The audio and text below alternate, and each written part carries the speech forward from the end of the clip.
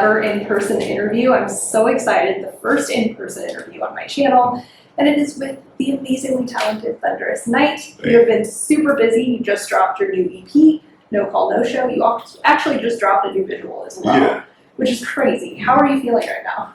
I feel good. I feel like it's a different feeling in my life. It's just like, yo, all of this hard work finally came out to the world, and it's just like, it's getting good feedback too. So it's really cool. And it's grabbing new listeners, it's grabbing like all type of crazy people. So I'm like, ooh, this is dope. Like, but it still keeps me in a humble place. It still keeps me like in a state of mind of just, gotta keep going, gotta keep trying different new things, new tricks that you never tried before, get new tools under your belt, and just try to just like, be just organically myself. Don't try to do anything else that's different. That's not like talking to my soul, basically. So that's pretty much what I've been doing. I feel good. I feel good right now.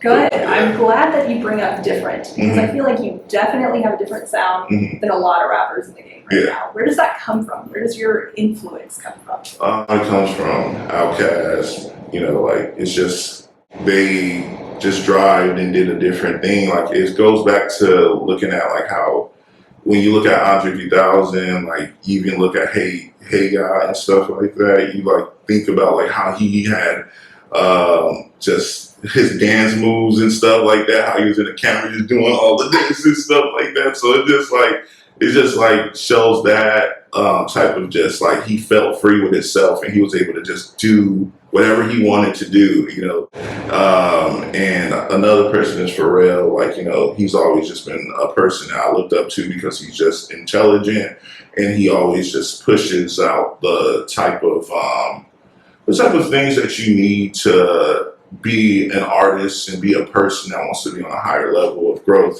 So I look at him as I look at Pharrell up for that, and then Missy Elliott, Missy Elliott, my ultimate favorite. She just in the future all the time. That's just all it is. Legendary. Legendary. Like, and then Ludacris is another one too, because the Ludacris pen game is just insane. Like, in his cadence and his image and stuff. Like, yo, they just, every time I put them, I just like get the Holy Ghost. I'm like in the car, like, yo, this is crazy. So those are artists that I like really like look up to, and I really like. The only reason why I look up to them so much is because they were all different and unique in their own way, and that's what drives me to be, unique and stuff like that in my own way, So, and it pushes out just, it's something that Missy Elliott said in one of her songs. She says like, just being yourself, be who you are. Everybody's trying to be me, trying to do this. And I was like, I'm not trying to be you. I'm trying to be who I am. That's what's going to make me be the greatest I could be, and be that legend I want to be one day. I love that authenticity and that realness that you have. Also, I couldn't help, when I got the press release for your project, I couldn't help but read about it and wonder your background, where you came from. I mean, correct me if I'm wrong, but you come from a very musically inclined family. You were also homeless at one time. I don't want to air you out, but how does that influence your music and what you're doing in your roles? Well, like, it just goes back to like my mom and my dad. I remember it was funny when music, like, it was on the radio and stuff, and like even certain artists that used to come out, and my mom and dad used to be like, "You like that? Like, that ain't got no soul, they ain't got no heart, they don't put their heart in it." And I was like, what do you mean? Like, but they would like play music that they would like be like, "Yo, this is what it really means. This is really saying something. This really puts you in a certain feeling and a mood and stuff." So my mom would be playing like Lauryn Hill in the house, Mary J. Blige. My dad would be playing James Brown, The Temptations, like just so many other artists, just like that I was brought up on. That really, my parents really just always used to say, like, if you're gonna speak to anybody doing music, you make sure it comes from your heart, make sure it comes from your soul, make sure it's always authentic, because you can't fake what they were saying, like you can't fake what Lauryn Hill was saying, in this education, like you can't fake none of that, it's like, that's something that she felt. That's why it's it's a classic, so my family just like really just pretty much always just in musically heavy.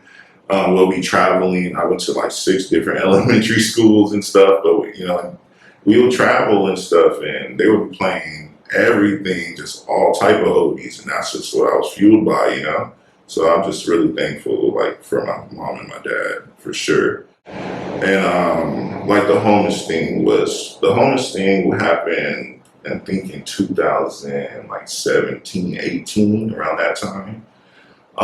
It was just, due to this about the project. The project was no call, no show, not showing up for yourself, not showing up to work, not showing up for responsibilities.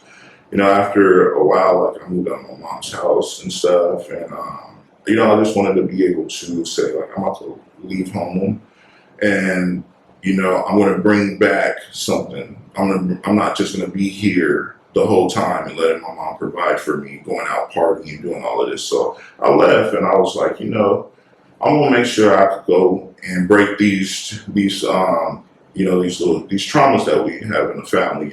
Not having certain finances. Not having being able to pay for certain things that we want to pay for, like.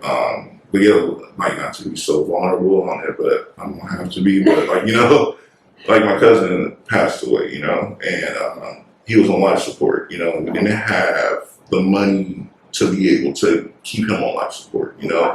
So it's just like those little things, like ate away at me, and I had to put those things to the side so I could continuously keep going forward on this goal, because it's just like I knew if I could do whatever I need to do with this music, that I could get into these doors and help out my family and break these chains off of my family, these financially chains. It would help out, and it would be able to free certain things in our life. So like that's the reason why, like, just going and being homeless. But I have that mindset now more, but at that time I was able to be distracted so easy. I was distracted hella. Like, it'd be like, you want to come to this party? I'm like, yeah, I'm going to this party. I ain't going to work. Fuck this shit. Like, whatever. You want to go, hey, you trying to, like, go do this? You trying to go smoke? Or you trying to go drink and shit like that? I'm like, yeah, I'm about to drink. We at the college drinking in the parking lot, in the dirt parking lot and shit, instead of going to class. We doing all of that type of shit instead of fucking, like, really actually trying to figure out life. We'll go to work. We'll get a job, they'll hire us and all that type of stuff, and we'll leave by lunchtime. And we won't show up again. And they'll be blowing up our phone saying, hey, you'll come back to work. And you're like, decline, airplane mode, decline, don't disturb, all that type of stuff. So, like, over time, that shit start to catch up, like, you start like, okay, now you got a car.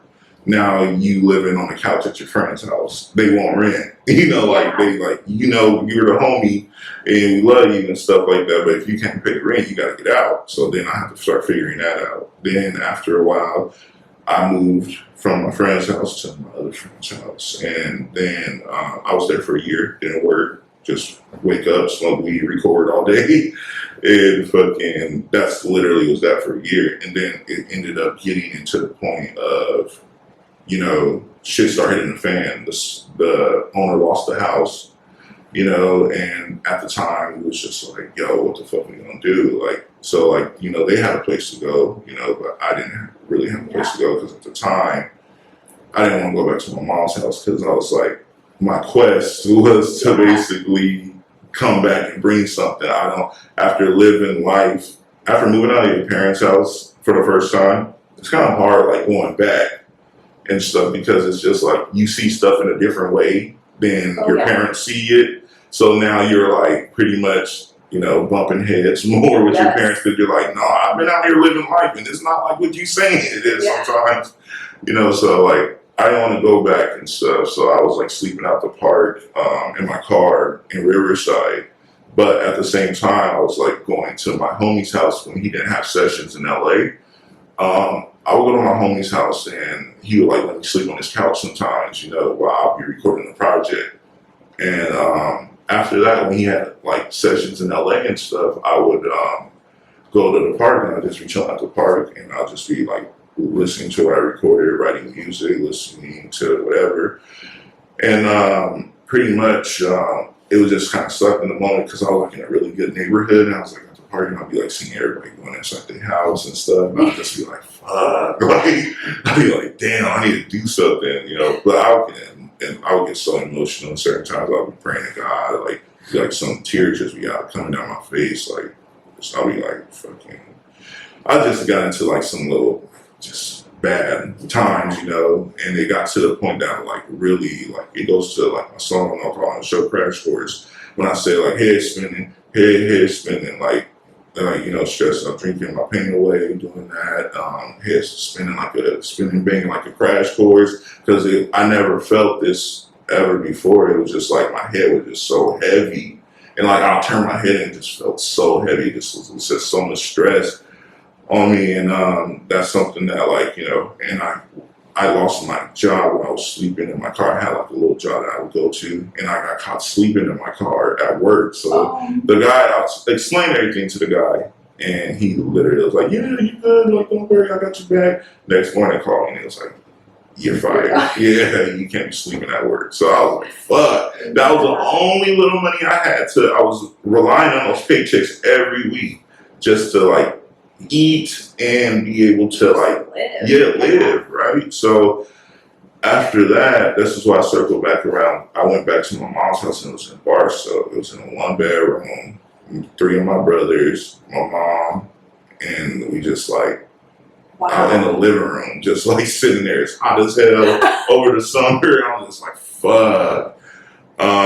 And you know, like I'm just like, damn, I'm like stressed out, I'm complaining all the time. I'm like, nah, like I go home, I go back to my mom's house and I'm like, yo, this ain't this ain't that.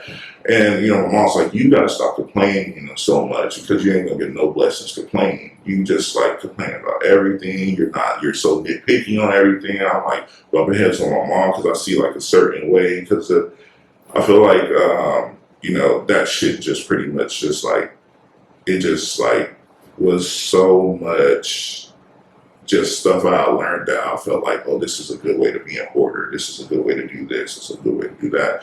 And, you know, my mom was like, nah, you don't come into my house trying to tell me what to do. Like, you know, like, don't try to.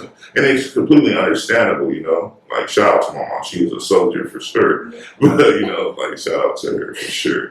But, yeah, but, you know, like that, going back home, I was there for about like, I think like 2 months. And then I was like, you know, I stopped complaining. I started like, it was a time that throughout those months, I stopped talking. Like, I wasn't saying shit. I was like, you know, just when you, like, my mom come and tell me something, I'll be like, you know, like, I won't say nothing. Because I got so sick and tired of complaining. I got so sick and tired of being in that situation. So then after a while, I was just like, you know what? I'm going to try to get some gas money.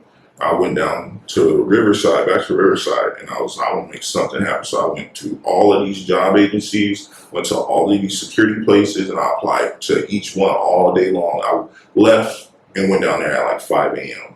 And I was out there until like 7 p.m. just like in meetings, like day interviews. I was on Indeed. I was looking at hiring immediately and all that type of shit. And then I went back to my mom's house, and then the next day they called me and it was like, oh, yeah, we got this job for security. Man, it's crazy that my homie that's in Bradway, that I used to go to his house to sleep on his couch, he was like, I guess somebody moved out of his room at the house. And I was like, yo, I'll pay for the room and all this type of stuff and everything. So everything just started it started falling into place, but it goes back to what my mom said. You can't be complaining about anything because you're not going to get your blessing. So when I was like, quiet and I was muted, I was like, you know what, I ain't saying a damn thing. Everything, I went to go make something happen. That's when shit started coming and start piling up one after another. Blessings start coming. Then I was able to, then it was crazy because it was a college house at first, and then I moved into the room downstairs, and then you start seeing all the college kids like going home or moving out, and then all of my music, like everybody we make music with, we all started fucking living there. So we all started turning into like a sweat camp, basically. Yeah. And then that's when No Call No Show was being created still, you know, it was still being created. But, you know, we like had different project ideas. It was like, oh, we had this idea, we had this idea, we had this idea. And then we scrapped them, you know, scrapped them. And then got to a point where I was like, man, I don't know how to fucking make a project. I don't know what the fuck to do. So then after a while, I just like got into a certain type of groove. I started getting more comfortable with myself as a person. I just like every morning I woke up, record. And then I went to work, wrote at work, because I did security. I sat in my car, so I was like, you know what, right? Then went back, recorded, you know, did it over and over and over again until it started becoming a rhythm of just like, I was just getting stuff all the time. And then like everything I was going through was just coming out on my like, just on my phone as I write it, and then it just was coming out on the mic, you know. And then I started being able to get to a point that I didn't even need to write nothing. I was just going in there, just laying down. That's what Crash Course, I didn't ever write Crash Course. Crash Course was just like off of sheer, like just raw emotion of how I felt. It just That's like, wild. yeah, because when I made Crash Course, I was literally sitting there, and John Mad was going to LA, and he was sitting there. I was like, yeah, I'm about to probably, this beat about to make me get vulnerable as fuck. So I like started looking back. I was like, dang, you about to go to LA? I was like, yeah, we about to leave. Like, because I was like, I was uncomfortable getting vulnerable like that. So it was just like, after a while, I was just like, fuck. Like, so he was like, yeah, I'm gonna get up out of here. And I was like, all right then, bro, be safe out or whatever. Like, you know, and as soon as I was there by myself, everybody was gone. And I thought everybody was gone, but DZ was there and stuff. And he's the one that's featured on Crash Course. And then I was like recording it. I thought nobody was there. And then I recorded the first verse. And I'm like, okay, yo, this shit's crazy as fuck. So I go take a shower because I couldn't come up with the hook because I didn't write it. I was just like, fuck, what's the hook? Like, I don't know what the hook. So at the time I'm taking a shower, I'm just thinking in there, I'm just like, what's the hook gonna be? What's the hook gonna be? And I started doing my head like this, and then just something, it was weird because I remember when we used to do this shit where my head used to be like heavy as fucking, and I was like head spinning, banging like a Crash Course. And then I was like, yo, that's crazy. So I like got out the shower real quick. I got on the mic and I was like, head still, like a Crash Course. And then I was like, and then I sat there for like probably like 10 minutes.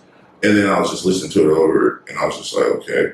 And then I was like, I took my shining bank on the backboard. And I was like, yo, this is crazy. And then after that, I went to go get some water and stuff. And I seen DZ come out of his room. And I was like, you was hearing this whole time? I was like, what the fuck? And then I was like, hey, come listen to this. And then at first I was like gonna say it for John to get on. John meant to get on. And then I was like, he was listening to it. He was like, yo, this is fire. I was like, you trying to get on this? And he was like, yeah. So he went to go lay his verse down in his room because he was living there at the time too. And then it was just like crazy because it was like he was in there for a while. I was like, yeah, I wonder how this shit gonna sound. But I like ended up like just going back listening to everything else, and he came in, he sung the song. I was like, okay. And then he came in the room, we played that shit on the speaker. We were like, yo, this shit's crazy. Yeah. You know, so like after a while, then I sent that over to Bo, which is he's another person that's a part of Bregman. And then he was like, yo, this is fire. He was like, yo, so we took that one, had it on a project, and then everything else, like from No Call, No Show, from Benjamins and stuff like that, from just like everything else started just coming flowing naturally, just like, you know, Benjamins was actually created, that was supposed to be on part of another project, but that got scrapped. So, but we kept Benjamins because it was the strongest record. So, you know, so like, we added that to No Call, No Show. It was a lot of like pull in, taking away from this, taking away from that, doing this, and it was just like, that's what created No Call, No Show in the process of going through the struggles of not showing up from our responsibility of, that's where it just kind of like just happened naturally. It's kind of weird. It's just like, I didn't go into intentions of making No Call, No Show. I didn't like, this is the project, No Call, No Show. It just happened. That's just what it was, because I didn't even have a title for it. And I remember I went to, it was our, the homie Brian White, it was his birthday, and we went to, we went to this taco spot and shit like that. And then I remember, I think John Med signed or something like that time. And we were all at Brian White's house, and we were just chilling and stuff like that, cooling and everything. It was all so there. It was a good ass night too. It was a fire ass night.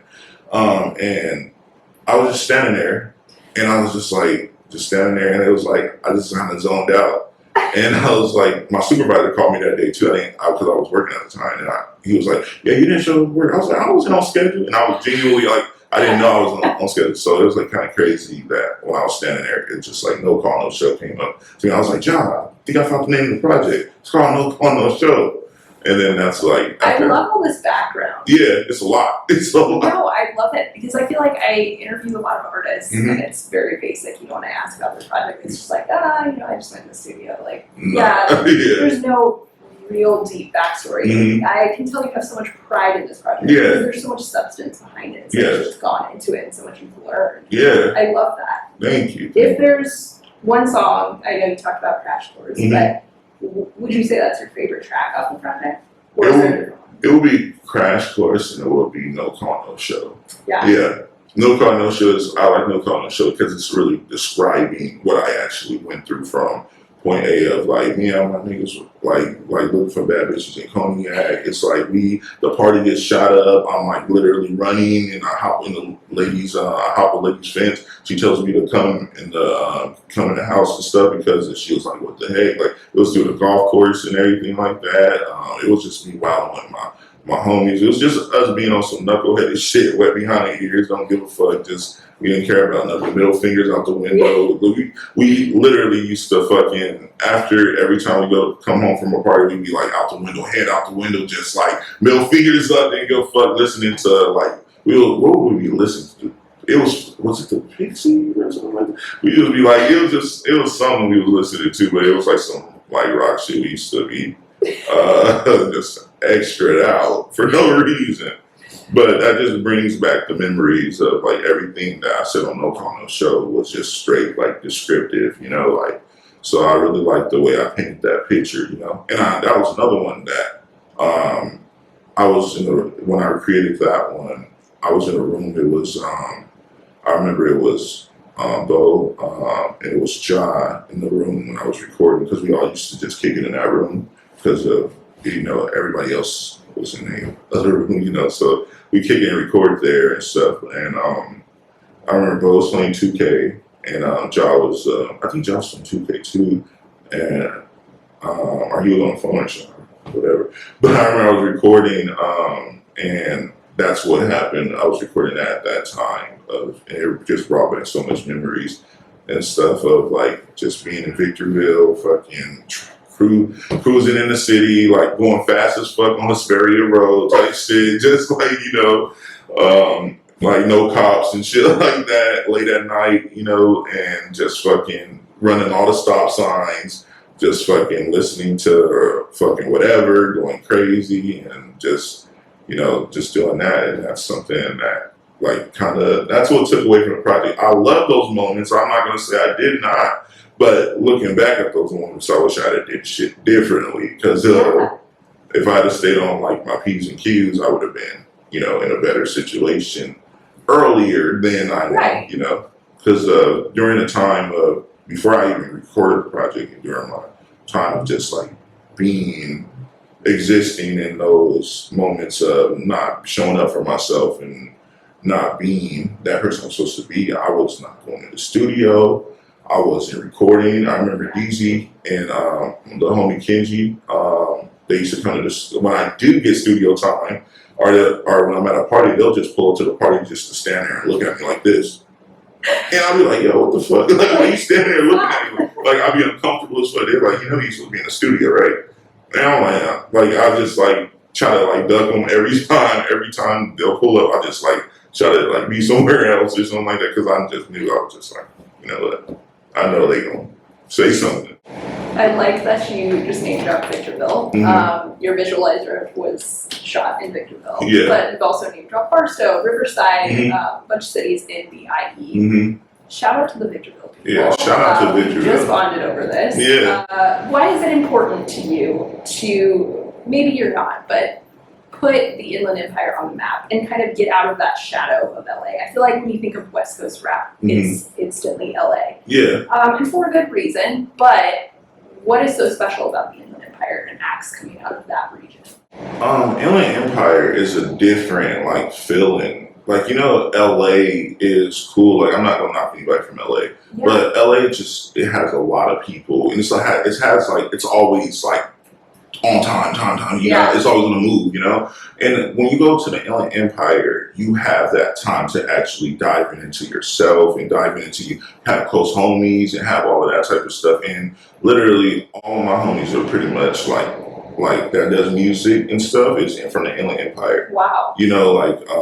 yeah, like it's just we're pretty much all from there. You know, so it's just so much, and it's like crazy because when you think about the Inland Empire, it's so much like cities, and it's like you got Victorville, you know, you got San Bernardino, you got Temecula, I believe. Temecula's from, I think it's part of there. I Yeah. don't know. It's close. yeah, Okay. it's something like that. But then you got like, you got Riverside, you know, Riverside's its own county, but it's a part of, we don't say it's a part Yeah. of the It likes to be its own thing. Yeah. But it's part of the idea. Yeah, exactly. And then you got you just got all of those places, and throughout each of those places, you have people that's just unique as fuck, just like pushing and grinding. But when you meet these people, they like the most chillest, humblest people ever, because it's like you don't got all that stars over there. You don't got all that. You just got, sometimes you just got desert. You got a couple people that you went to school with, and you like, hey, we still kicking it, we still cool, you know, like, and you guys still like, y'all just chill all the time, you know. And it's just a place to really, I call home, because it's like I've been there so long, and I've learned so much from there. I've learned so much from the IE, and just being in certain areas and just being like, yo, I didn't know this was here. I didn't know, like, you know, so I'm happy to like be from there, you know. I'm happy as fuck, and I'm happy to meet all the people, because if without the IE, I would have never made music. Yeah. You know, if I had never ran into the people I ran into, I would have never made music. You know, my mom and dad did it, but I wanted to be in the NBA. I wanted to play ball, you know. I wanted to do shit like that. You know, but I never thought after, like, you know, the basketball, I was just like, I'm just gonna go to college, become fucking a firefighter. You know, like, that's what I thought, like, you know, when I was like, after the whole basketball shit was like, I was like around, I think like 10th grade, I was like, you know what, I'm not going to NBA no more. But, you know, after a while, it was just like, then that's when I started making music, kinda. And then, you know, like, but those are the people in the Ville were like the homies in my class, the homies that made music around school, that it was another inspiration of like, yo, this shit is dope. I like making music. This shit's cool. Like, what they're doing is fucking dope. And then after time, I just start falling in love with the shit. And then